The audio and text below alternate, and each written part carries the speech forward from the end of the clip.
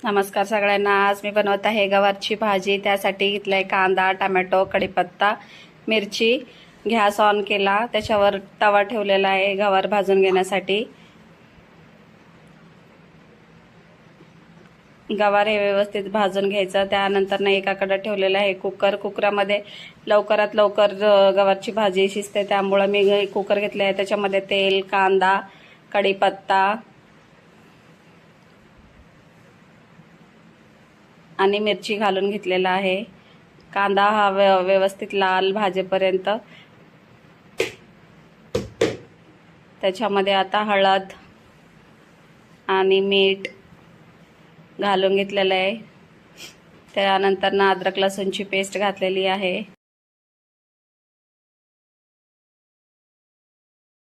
त्यानंतर लाल तिखट तुमच्या आवडीनुसार,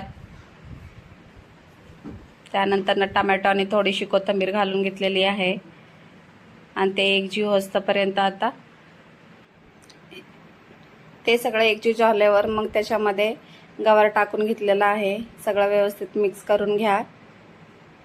त्याच्यामध्ये थोडंसं पाणी टाकून कुकरचं झाकण लावून टाका आणि 3 शिट्ट्या काढा।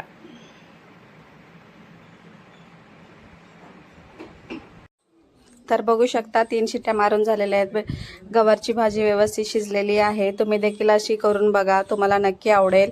आवडले असेल तर लाईक करा, शेअर करा, सबस्क्राईब करा। थँक्यू।